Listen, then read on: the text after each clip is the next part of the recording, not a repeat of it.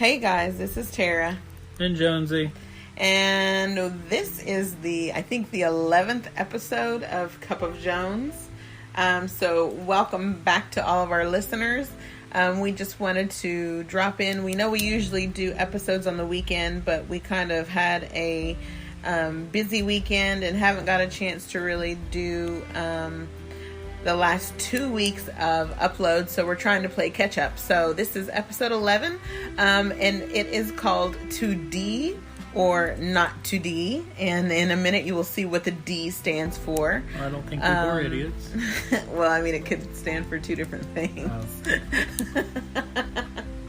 So just wanted to let you guys know where things are and where they're progressing in our or a fair recovery process.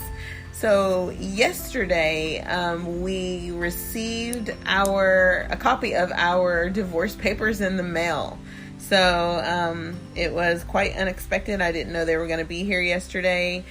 We actually were supposed to have an appointment to go in and sign them, but she did send a preliminary copy in the mail for us to check out, which caused us to have to kind of sit down and look over them and really have a serious conversation about what it is that we want to do and if we do want to proceed with reconciliation or if divorce is the best option to go. So we've sat down and had a couple talks before, but it wasn't really like anything as official as it is when you get the paperwork in the mail. So this is where we're at now. We have the paperwork. We've looked over the paperwork. And so we are now at the point where there's a little bit more serious of a discussion that we have had together.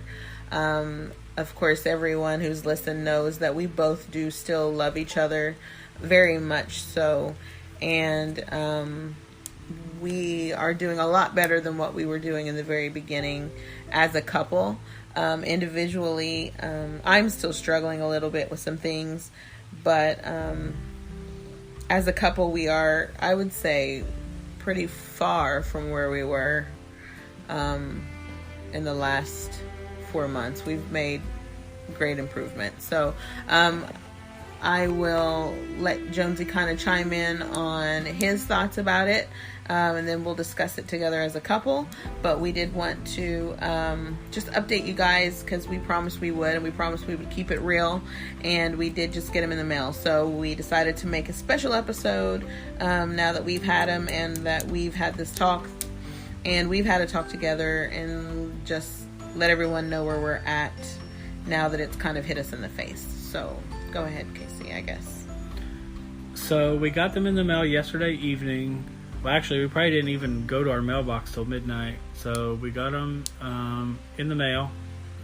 My first reaction was just to throw them in the trash. That's what I wanted to do. But they're actually in our bedroom, in a drawer. We've kind of looked over them, kind of not really went in depth with them, but we do have them. Everybody knows divorce is not an option in my eyes. I agreed to just let's get them, let's keep them, let's go put them in a safety deposit box on the entire agreement with Tara of 48 hours. So what I mean by 48 hours is no matter how mad she gets at me or how bothered or upset that she gets and wants to just run and file for divorce or file for divorce pay or, take them to the courthouse, whatever, however you do it. That she has to give me 48 hours. 1, to calm down, to 2, to realize it's really not that big of a deal if it's not, or if it is, it is. Or to clean out the bank account. Or to clean out the bank account, whatever you want to do. But that's where I stand with it. We listened to a podcast. We always listen to podcasts. I turned Tara onto podcasts a few months ago. As in like cool podcasts. Now all of them revolve around recovery and affairs and all of that stuff. Not all of them. There's some sex podcasts. that talk about sex therapy and intimacy. And there's some crime podcasts that I have and some psych podcasts that I have. So not all of them are about affair recovery, but the majority of them are about building a healthy marriage and, affair recovery and the 7 steps in the process of affair recovery. And so there are quite a bit that we do listen to. So the one that we listened to today kind of opened my eyes towards something that I hadn't really thought of or hadn't really processed yet, because we've been dealing with this. And when I say we deal with this, we literally deal with this every single day. There's questions every day. There's a conversation about it every day, no matter what. So the podcast that we are listening to is called Healing Broken Trust in Your Marriage After Infidelity. And if you want the episode number, it's 64. And the episode is what happens when the unfaithful is vulnerable. And Tara had been talking to me for a while about being vulnerable, being honest. My first, I don't know, what do you call that? Knee-jerk reaction? No, my first thing to do in any situation is to guard myself. So my first instinct is to lie. Most of everything is to either say what that person wants to hear and worry about it later, or instantly just lie about a situation. So for instance, when this very first started, Tara had been just, she was very emotional, which of course she's going to be very emotional. One of her first questions was, did you sleep with her? And I said yes. Not because I had slept with her, but because that's what Tara wanted to hear. Well, probably didn't want to hear. But didn't want to hear. That was her question. And so instead of fighting and arguing on all of that, the first thing I said was yes. No, so it wasn't really like that. Basically it was, and I'll take accountability for some of what I did. I hounded. It wasn't like I just came out and said, so did you guys sleep together? And he said, yeah. It was more of, I know you slept together. Based on everything that I know, you've had to have slept together. So you just need to be honest. Did you sleep with her? And so what I did was instinct, like always, and I will give examples. So the first thing I said was, yes, Tara, I slept with her. Yes. So this goes back to my childhood when either my dad would ask me something, or even if I didn't do it, I would admit to it, because admitting to it would, one, I'm going to get in trouble regardless if I did do it or if I didn't do it, but it stopped. There was no screaming, there was no yelling, there was no anything. It just stopped. Yes, I did it. Or, no, I didn't do that. And it stopped. Even when I was in junior high or high school and I mowed the grass, if I didn't do it good enough for my stepdad, and it was, did you even weed eat that spot over there? Because it wasn't good enough for him. Instead of saying, yeah, I weed eated that spot over there. I mean, I did. And him tell me that it wasn't good enough, or tell him that I didn't do it right. My first instinct was to say, oh no, I missed that spot. And then I would go do it. And I know that's probably a pretty stupid or pretty dumb analogy or example of what I do. But that's how I grew up my entire life. My first instinct was to protect myself. So with Tara, the very first thing when she was hounding me about sleeping with M was, yes, I slept with her, because I wanted it to stop. Since then, it has been back forth of, I really didn't sleep with her. But after that first instinct, that's what Tara latched on. And so now it was, so you lied to me then, or you're lying to me now? And so this went on for several weeks. I mean, probably hardcore, 4 or 6 weeks hardcore with this, back forth. I mean, it was weeks of yes or no. It was weeks of no, I didn't sleep with her, Tara. I just told you that because if I tell you I slept with her, then you let it go. If I say I haven't, then you hound me on, I know you have, and this is how I know you have, and you're lying to me. So basically, I feel like I'm being interrogated, and the easiest way to let that regardless, end is just to admit to something that I didn't do and just because let regardless, you get over it. Nothing that I said, either which way, really satisfied the answer. So that's where we were at with that. So listening to this podcast this morning, talking to Tara the past couple of days about being open and vulnerable, I had no clue what it was to be vulnerable. I mean, of course, I'm 36 years old. I know the definition of vulnerable, but I had never known what it was to be vulnerable. I've never known what it was like to be brutally honest.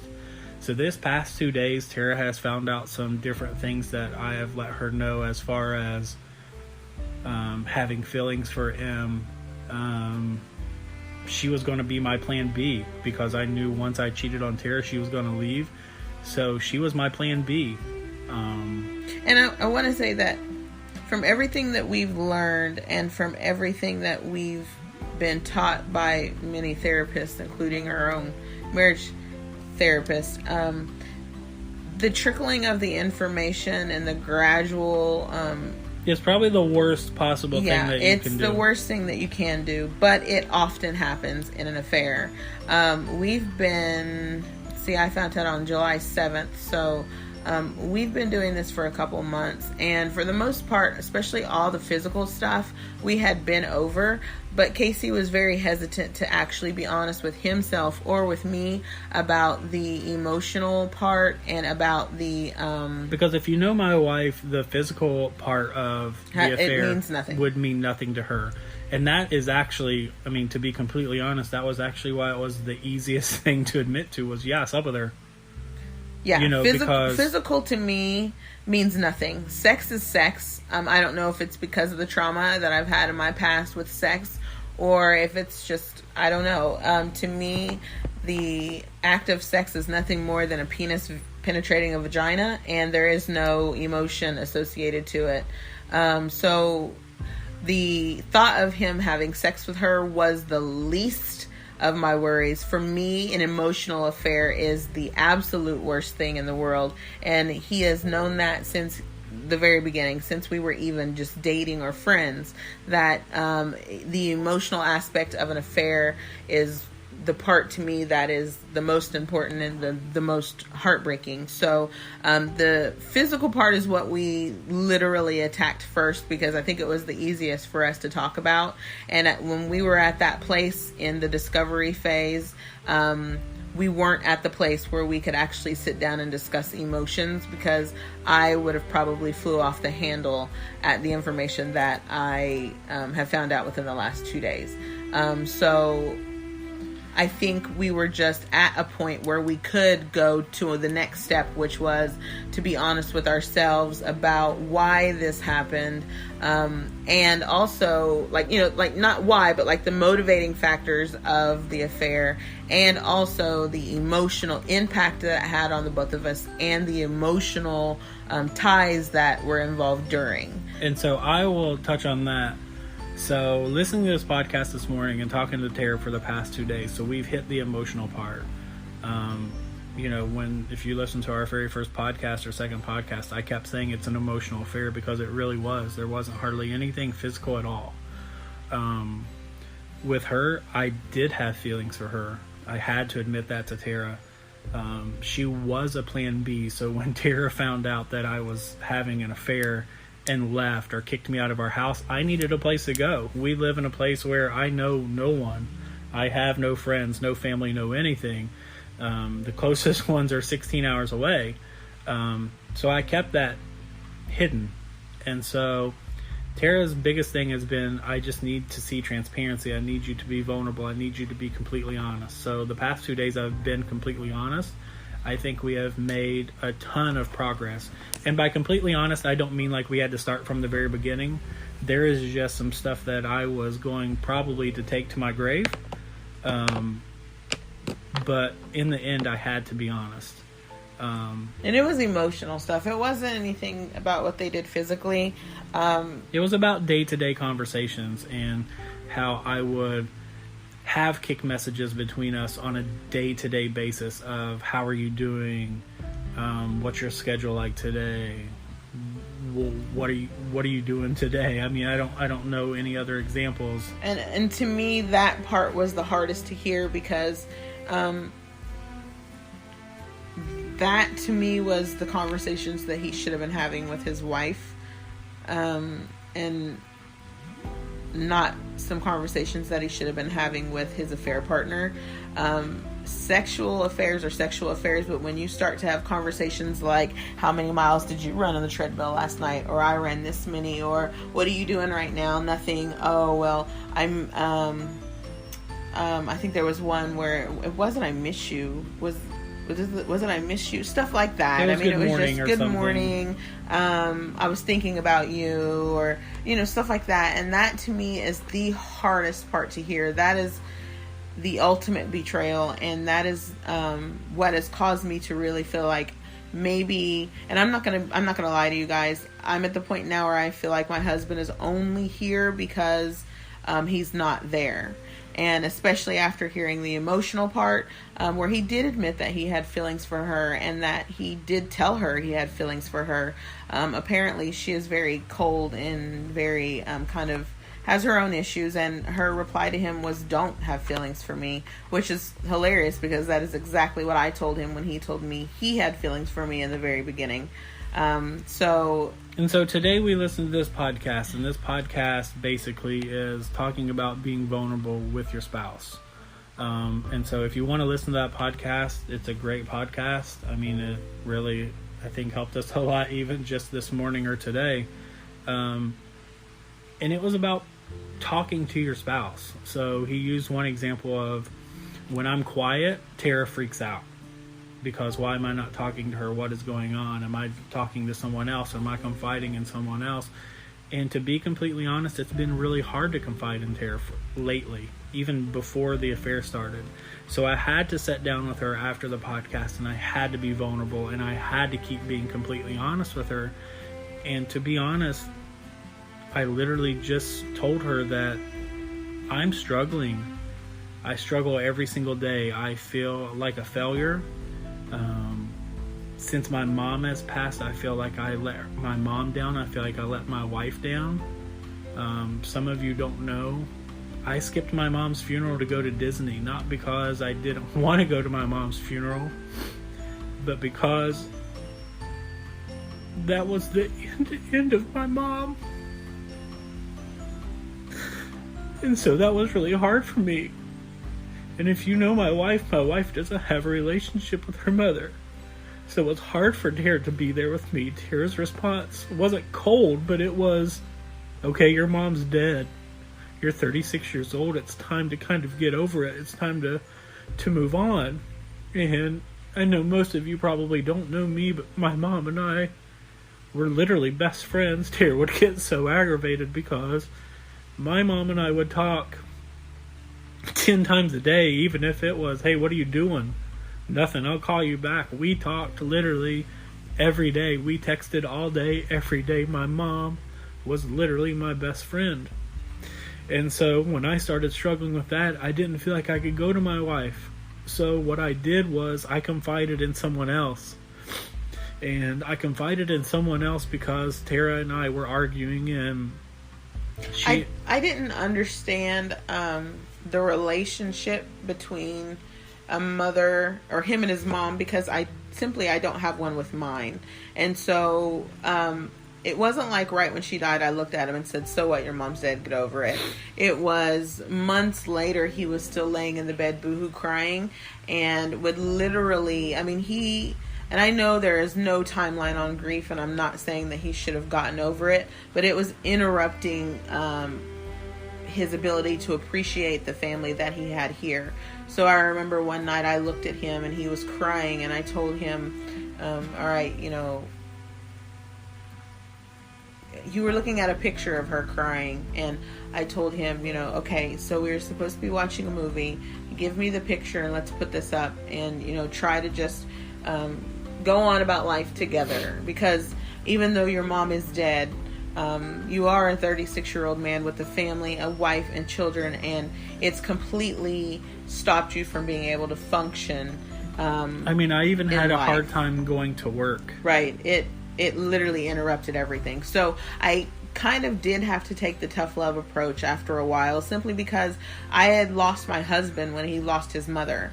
And if anybody knows me, you know that I don't sugarcoat, and I sometimes do have a problem being gentle with my delivery, but I felt as though he needed to hear how it was affecting the rest of us around him, and especially me and him, when we couldn't even be intimate because he just, was so sad and so distraught about losing his mom that it was completely consuming everything we did. So yes, I did have to have that talk, which at the time I didn't realize was going to build a wedge between us, but apparently, and it wasn't the right approach looking back on it now. I should have allowed him to grieve, and then probably just encouraged him to go get grief counseling and let the grief counselor kind of, take that role, and then me just be the supportive wife. But I wasn't in that position at that point where I felt or even thought that was an option, or felt as though, I could do that. So I did just say what I had to say to him about it, and kind of just didn't understand why he just couldn't still function as a husband while grieving his mom. And so around this time, Tara and I actually, I don't know if we're saying this on the podcast. What? So we had, without going into a lot of detail, we were having trouble being intimate because of what happened with his mom. So we were decided to do some things to spice things up, right? And wait a minute. We're not going to go into detail about what it was or who was involved or anything like that. That's just something that needs to be private with us. But I will say that it was nothing outrageous, and we were just trying to do things that would spice up our marriage, and we did kind of cross the line and do something that we swore that we would never do. We had both done things in the past with other relationships, but we decided that when it came to us, we were never going to cross this boundary, and there was a boundary that was crossed. And when we crossed this boundary, not only did it make a wedge between us, but it opened up a lot more issues. It was Pandora's box after that. What we had. So what I told Tara this morning, and I will try to keep it together because I don't know, it was very emotional. I was very vulnerable, I guess. Was I finally vulnerable for the first time? It was the first time I've seen you cry in 36 years. I was for the first time ever vulnerable. So when I confided in M, I was looking for a friend because I feel like I couldn't talk to my wife. And the reasons that I couldn't talk to my wife was because I would point out other women when Tara and I were in Walmart, and it does not bother my wife at all. If we see a girl with a big old booty, we both are like, dang, did you see that girl with the big old booty? I usually notice the booty first. And, I mean, that's just our relationship. We're funny. If you see some lady, we talk about it. Same as she does some dude, like, Jesus heavens, arm day. I mean, that's just us. And so, with that, we brought that in our bedroom. We would role play. We would do different things, thinking of other people. Yeah, we had people. A very... Bro, can I talk? No, because you will go way too much in detail. No, I'm not. I just was stopping there. We have a healthy sex life. Let's just put it that way. So, with my wife and my mom passing and all of that stuff, Tara buried herself in Facebook. Tara buried herself with work. Tara buried herself with meme wars with coworkers. And I felt like I lost my wife. So I confided in M. I was looking for a friend. I know a bunch of people have sent my wife a question of, how did he confide in someone else? How was he friends with someone else? That's how. That's why. And instead of noticing that my wife was just as hurt as I was, my lazy ass confided in someone else instead of fixing my wife. And so I blamed Tara for not paying attention to me. I blamed her for burying her head in Facebook and friends and all of that stuff and leaving me just out. And I didn't fix her. I didn't take care of her. I didn't comfort her. I didn't make her feel like she has a huge ass or big boobs or whatever we would talk about, even though she does. I didn't do that with her. I didn't fix my wife. I left my wife there and I moved on because it was easier to face the fact that I was a shitty husband and not her best friend and not her protector and everything that she needed me to be. It was so much easier to confide in someone else so that I didn't have to put the work in. And that's probably the hardest thing that I've had to admit. That's even harder to admit than I had an affair. But my wife was worth it. My wife was literally everything to me. And I took it as, you know what? You don't care my mom died. You don't care that I'm struggling. So I don't care that you're struggling. I'm going to go do this. And it was the 100% wrong thing to do. And for that, I'm sorry. And I had to tell Tara that today. And I had to open up and let her know exactly what was going on, exactly what my thought process was. And I'm going to fix my wife. I'm going to make sure that she feels like she's number one and that she is the love of my life and that she is perfect. So that was what I had to tell her today. And I want to say that, I mean, when he says that I was struggling a lot with feeling like I was worth it. It's one thing to hear my husband say that another woman has a nice ass, because, I mean, like he said, we both would joke around about it. But it's another thing whenever... But we did this every day. Yeah. To the point where we didn't... Like, our sex life was not about us anymore. No. It was a lot of role-playing and a lot of... there was a lot of porn, and there was a lot of other things that made me feel as though I wasn't enough for him in the bedroom physically attractive to him. The women that he would see that he found physically attractive did not look like me. We actually talked about that in an earlier episode that we did. We joked that, you know, the women that you said... that's why my 5 were all black. Yeah. That the women he said he thought attractive, just, they didn't look like me. They weren't heavy and they weren't curvy and they were different races, or they were younger, or they were, you know, it was just so many different things. And to the point where instead of looking at him and telling him I don't want to do this anymore because I thought this is what he needed and what he wanted. So basically what my wife went along did with it and was take care of me. Right, I took care of him. And put herself on the back burner, and when she needed me to pick her up, I cheated. Because I didn't want to pick her up. I didn't want to put in the work to pick her up. I left her laying in the bed. I left her boohoo crying. I left her feeling like she wasn't good enough. When my wife is badass. My wife is great. And I didn't know how to do it. And I honestly, until we listened to this podcast and we've been talking for the past 2 days, I didn't even realize that that's what I had done. And I'm sorry. I'm so sorry that I did that to you. I love you. I don't think that it was... I don't want to say that I don't think it was purposeful, because we both know that the affair itself was a conscious decision to do it. But I don't think either of us realized the damage that we were doing to each other just by thinking we were having fun and fulfilling each other's sexual needs or desires. And I never told Casey that it hurt me. I should have. I never told him that it hurt. I never told him how it made me feel.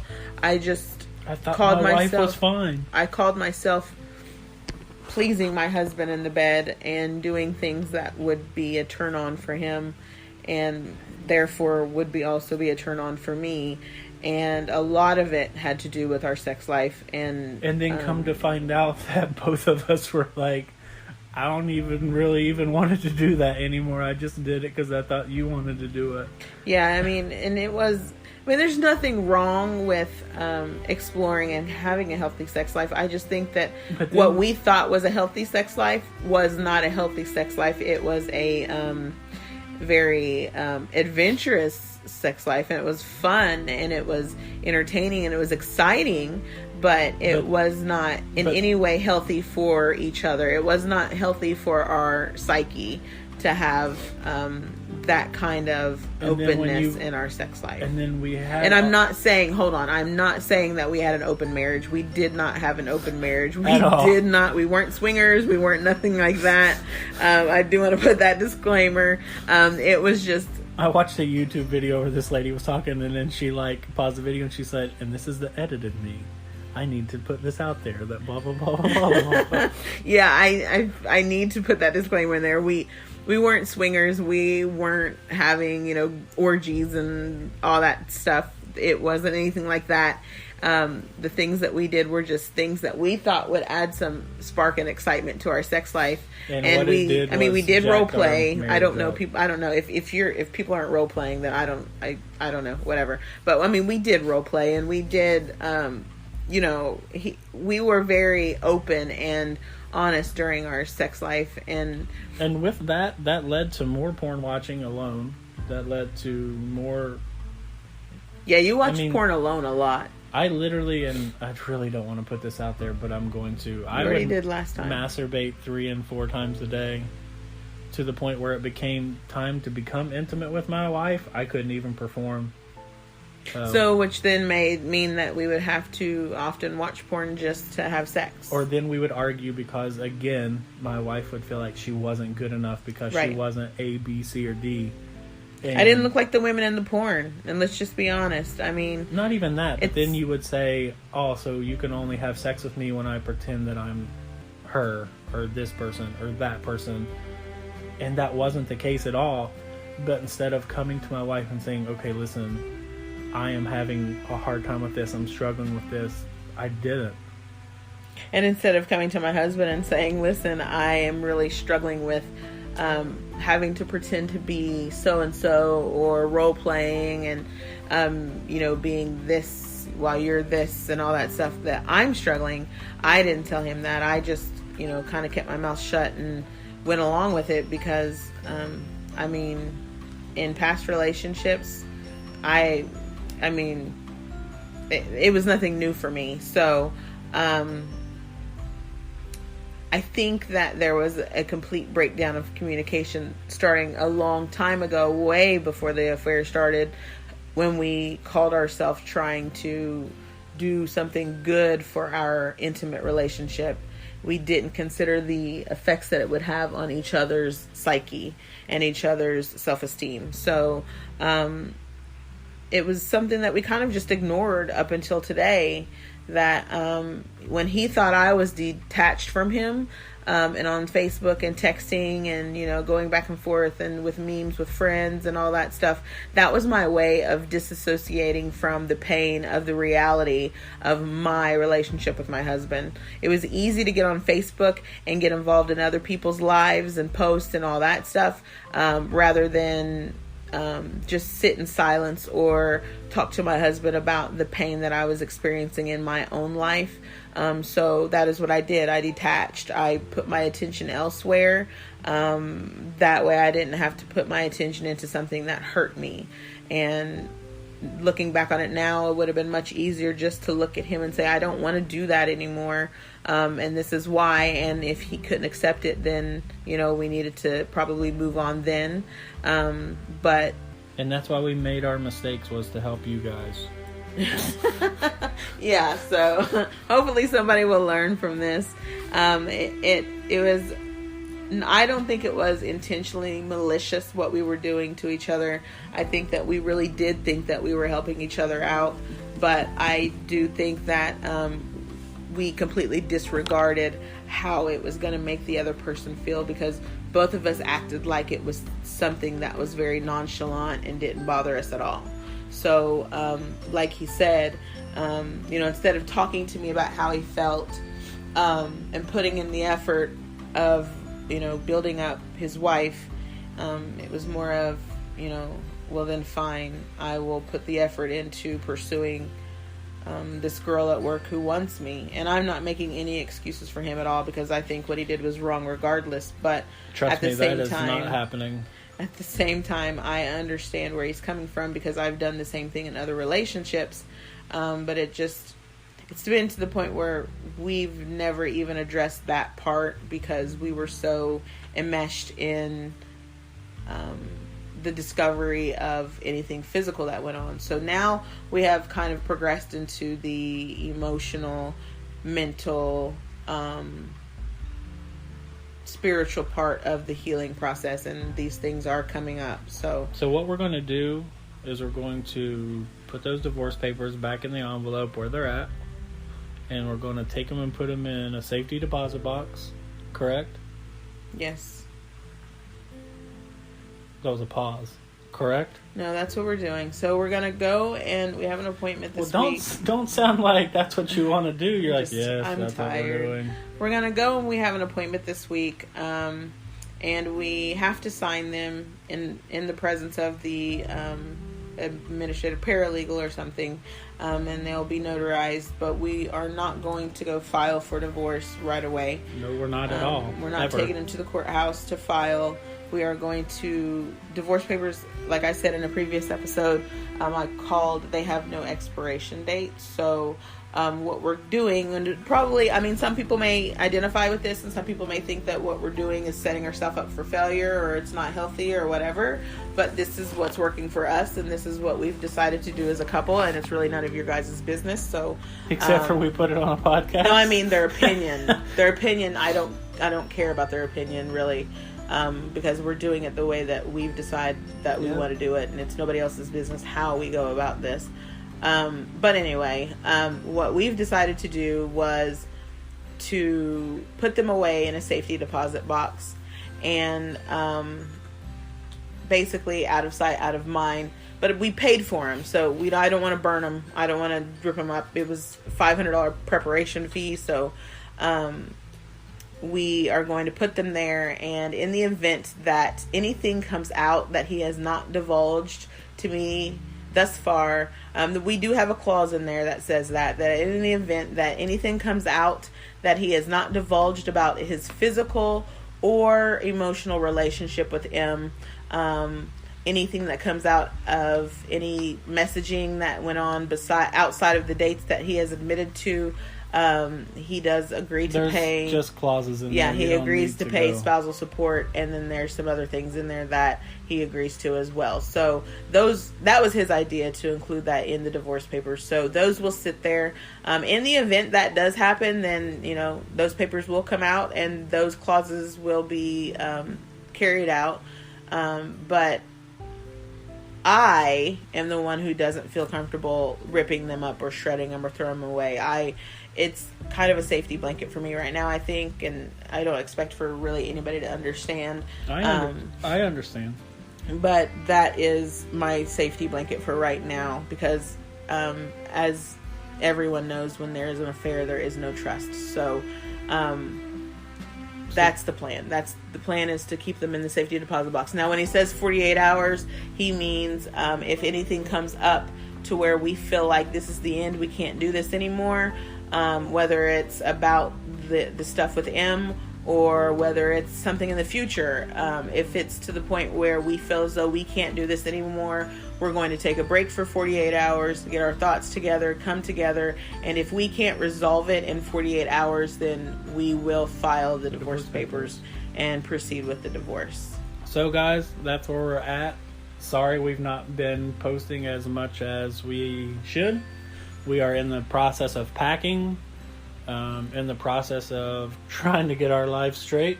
Yeah, trying to work. I'm sorry. A lot of it's on me. I've been dealing with some things, and a lot of it has been on her. Shut up. I've been dealing with some things recently, and then our freaking been kind psychic, of distracted, and then our Casey's psychic been doing his thing, and whatever. There's been a lot going on. There's a lot of change going on, and then our psychic nailed everything in like the first episode. Yeah, that we have to Elizabeth. edit out. And then Elizabeth, the interview we did with Elizabeth, she literally predicted so many things that we haven't announced to anybody, including you guys or family or friends or anything yet. So we can't upload that episode because simply it would just expose a lot of stuff that nobody knows. So hopefully you guys will get this episode. Today. You already recorded one, right? Yeah, I recorded. So you guys will get this episode today. The one Tara recorded while I was gone today. And then you guys will hopefully get both of those. Well, probably not both of them. One this week and one next week. Hopefully, that's the plan. So, yeah. So that's where we're at. I just wanted to, do an episode and let you guys know. I told you guys that we would follow up once, the divorce papers came and we started having that discussion.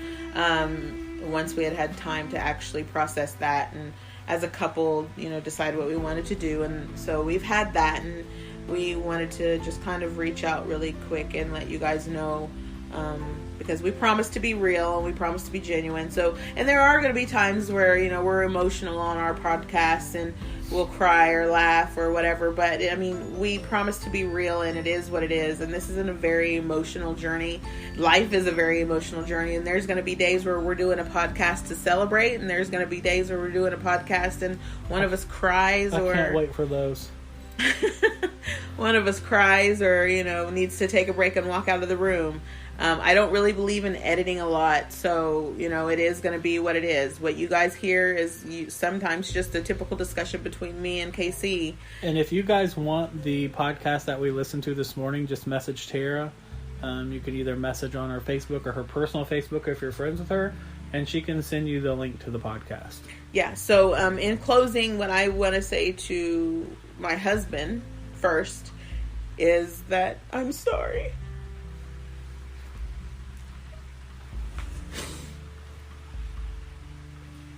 I'm sorry for allowing... You don't have anything to be sorry for.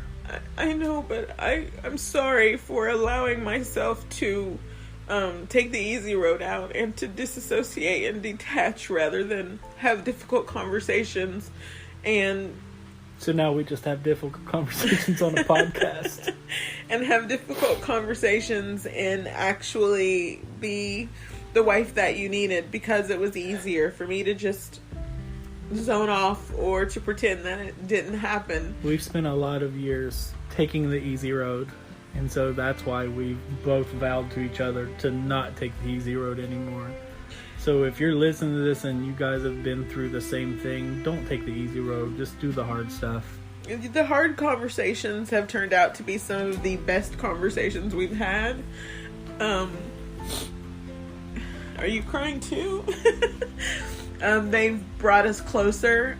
Some of the hard conversations, we have learned more about each other in a short 2-hour conversation than we've learned in 10 years.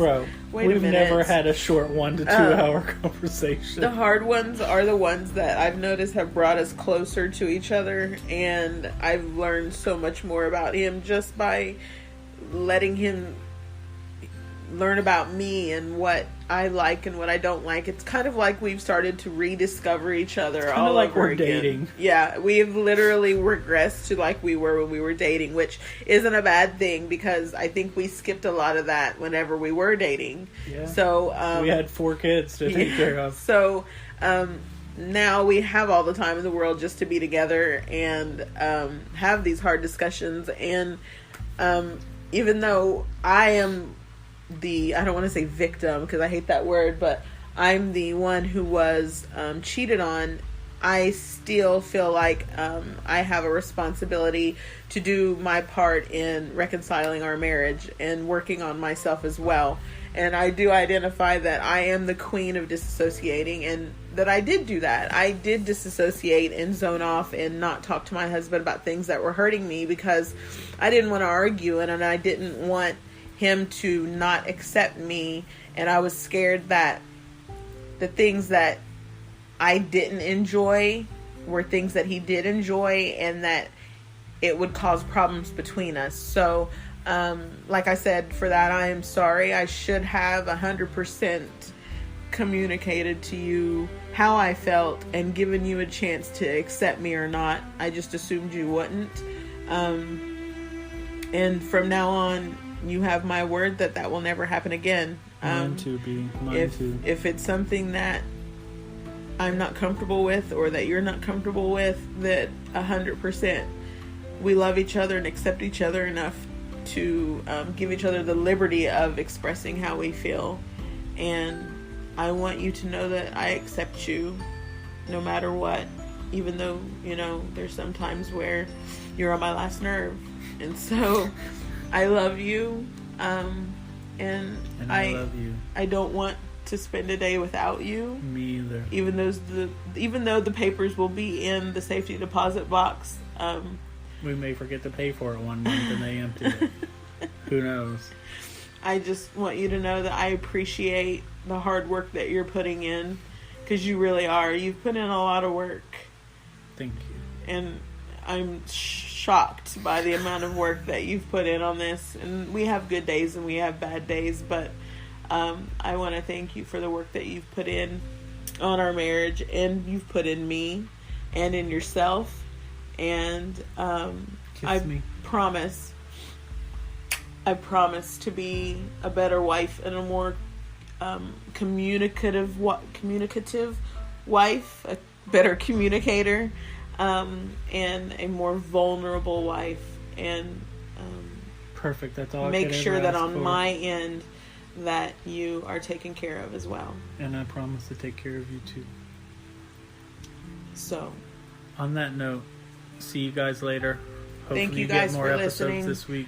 I do want to say that there is a website that we do frequently use. That is an affair recovery website. It is tremendous. It has tons of educational material. It is ran by an actual marriage and family therapist. And if you guys want that, just message Tara. I think she can share the link. I'm pretty sure the link is affairrecovery.com. You can go on Google and just type in Affair Recovery. They're based out of Houston, Texas. They do a free online boot camp. That's a 7-day online boot camp. It is for free. They do retreats. They do group sessions with other people who are victims of affair recovery. It is called, hold on, I'm getting the website right now. It's right there. What are you doing? It is called affairrecovery.com. So they have free resources. They have the free boot camps. They have the retreats that you can go to. We are actually starting the free 7-day boot camp. I'm not even going to say we. Casey has actually started the 7-day boot camp. I have not even looked at it. He has done tons of work and I've not. So I'm not even going to act like I have, but he has signed up for it, so we are going to give that a try. They are based out of Houston, Texas, I think. They're somewhere in Texas. I did do the refer a friend and did type in your email address just to glow a little bit. They also have a podcast. The podcast they do is called Unfaithful. And it was the podcast that we started listening to whenever we first learned but you guys shouldn't listen to that it existed. You should just listen to ours.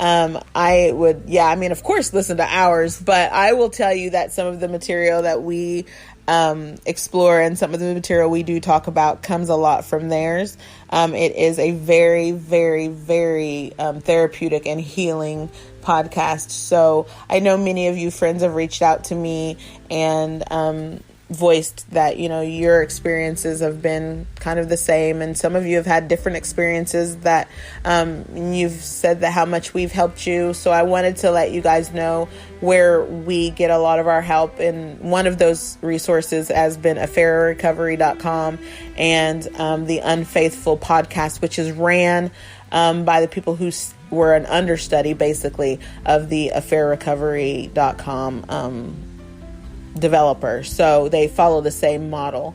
So if anybody has any questions about anything, any therapeutic models we use, like I said, we're not experts at all in this. Neither of us are therapists. We're just two people who were married who ended up being in a very imperfect marriage, who are trying to just get through it. And so the advice we give isn't on a professional level. It's on a real, just everyday level. No, but mine's professional. I have experience. Shut up. But these people are actually the professionals. So message me if you want the link. I can send the links to you. If you need the name of, if you're in the area and you need the name of our marriage therapist that we go to, we can give that to you. I can send you a link from the magazine that we use of different marriage and affair counselors in your area. Any of those resources I'll be more than happy to send.